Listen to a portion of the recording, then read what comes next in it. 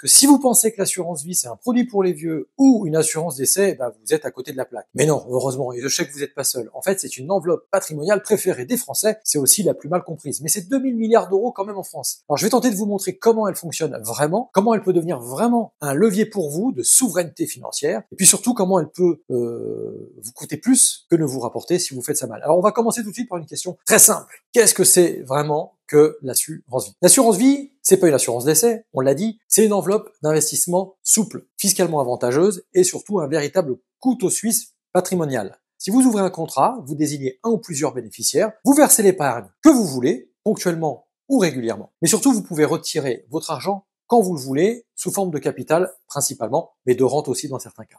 Le petit détail d'ailleurs que peu de gens connaissent, c'est que certains contrats haut de gamme permettent même des retraits du capital en 72 heures sans générer d'impôt sur les intérêts. Et ouais, bien sûr, ces contrats ne sont proposés pas en agence bancaire classique.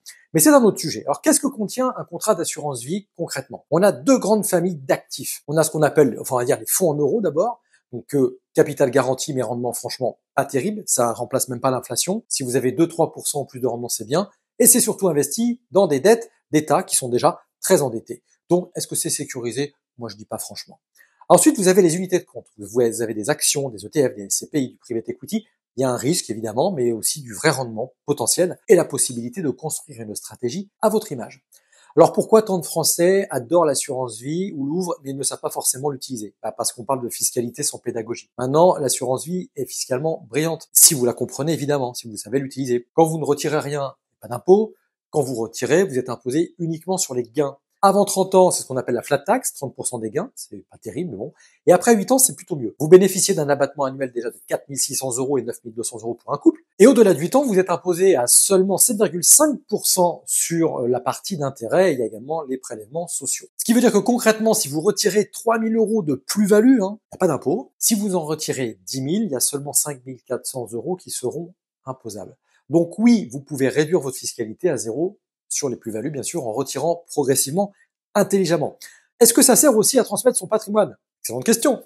C'est même un de ses plus grands atouts. Grâce à la clause bénéficiaire, vous désignez qui reçoit et vos bénéficiaires peuvent toucher comme ça jusqu'à 152 500 € exonérés d'impôts chacun, à condition bien sûr d'avoir versé cet argent avant vos 70 ans. Après 70 ans, c'est un petit peu moins avantageux, mais c'est encore très utile. D'ailleurs, c'est pour ça que je vous conseille d'ouvrir un nouveau contrat après 70 ans, mais d'y verser uniquement 30 500 € pour optimiser fiscalement chaque euro. Maintenant, la clause bénéficiaire, elle doit être aussi rédigée avec précision. Sinon, votre contrat pourrait tout simplement retomber dans la succession classique avec l'impôt qui va avec. Quel dommage! Est-ce que je peux gérer mon contrat comme je le veux? Absolument. Enfin, ça dépend du contrat. Mais c'est effectivement un outil de stratégie, c'est pas juste un simple produit. Vous pouvez verser ce que vous voulez, on l'a dit, quand vous voulez, faire des retraits partiels ou totaux, effectuer ce qu'on appelle des arbitrages, des changements entre les supports sans générer d'imposition, peut-être des frais. Et surtout, il existe plusieurs modes de gestion selon votre profil et encore une fois, selon la qualité du contrat. La gestion libre, vous pilotez tout. Ça, c'est bien si vous êtes autonome ou bien accompagné. La gestion pilotée, là, vous déléguez une société selon votre profil de risque. Et la gestion sous mandat, là, c'est plus fin et c'est plutôt réservé à des contrats haut de gamme avec des supports spécifiques. La gestion à horizon, là, c'est plutôt conçu pour atteindre un objectif, souvent la retraite, avec un ajustement automatique du risque.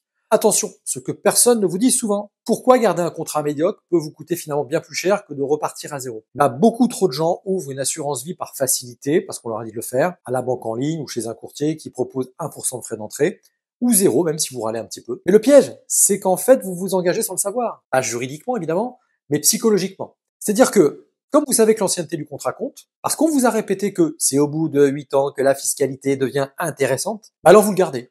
Même si le contrat, il est moyen, même si les supports sont pauvres, même si les frais de gestion plombent votre performance et que vous le voyez pas. C'est une erreur. Si vous vous rendez compte que votre contrat n'est pas à la hauteur, ouvrez-en un autre. Et sur un bon, c'est possible. Si vous récupérez les fonds de l'ancien contrat avant les 8 ans, vous paierez peut-être un peu de fiscalité, sur les plus-values bien sûr, et puis s'il n'y a pas de plus-value, il y aura rien à payer. Et malheureusement, si c'est pas un bon contrat, vous aurez aucun regret puisqu'il n'y aura pas de plus-value. Votre argent mérite mieux qu'un contrat tiède sous prétexte qu'il est ancien. Quels sont les pièges maintenant à éviter, les autres pièges à éviter absolument? Les frais, on en a déjà parlé. Il y a trop de contrats classiques qui imposent des frais d'entrée, des frais de gestion, des frais d'arbitrage et aussi sur les unités de compte qui sont à l'intérieur. Ça ruine votre performance.